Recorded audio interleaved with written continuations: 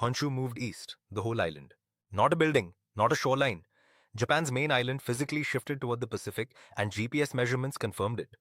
The 2011 Tōhoku earthquake was so violent it didn't just destroy things above ground, it relocated them.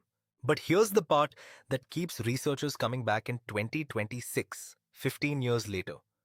The same seismic waves that moved an island also drilled deeper into the Earth's interior than almost any event on record. And scientists are still reading what those waves brought back. The rupture happened along the Japan Trench, where the Pacific plate grinds beneath the North American plate in a process called subduction.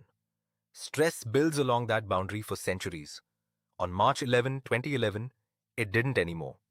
The US Geological Survey confirmed the mechanism. Thrust faulting on the subduction zone boundary. Magnitude MW 9.1. The largest earthquake ever recorded in Japan, the third largest anywhere on Earth since 1900. To understand what that number means, each full point on the moment magnitude scale represents roughly 32 times more energy released. A 9.1 is not a worse version of an 8.1. It is a different category of event entirely. The earthquake itself wasn't the primary killer.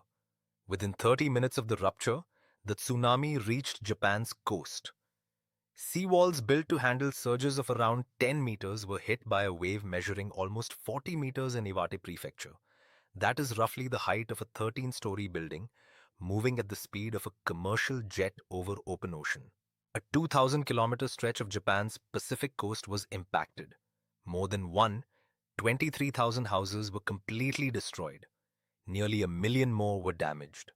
As of March 2026, the official count stands at 15,901 confirmed deaths and 2,519 missing and presumed dead.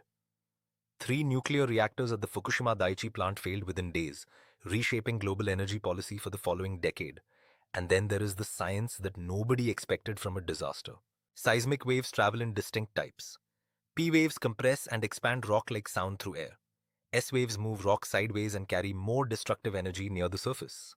The deeper waves behave differently depending on what they pass through. Solid rock one way, liquid rock another.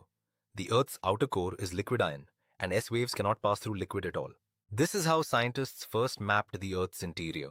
Not by drilling, but by watching which waves arrived where and which ones didn't.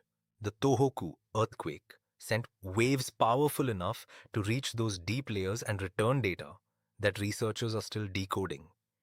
Every large earthquake is, in a strange sense, a free experiment. The 9.1 gave scientists a signal strong enough to read with unusual clarity.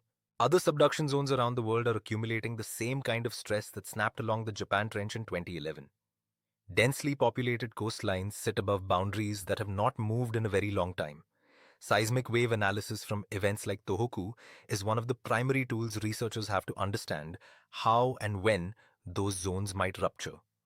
A 40-meter tsunami is not a once-in-history anomaly. It is a reminder of what subduction zones are capable of. Subscribe if a story like this is what you came here for. The 2011 Tōhoku earthquake killed 15,901 people, moved the island of Honshu, and sent seismic waves into the Earth's interior that scientists in 2026 are still analyzing. The same energy that destroyed 23,000 homes became the deepest probe the planet has ever fired into itself.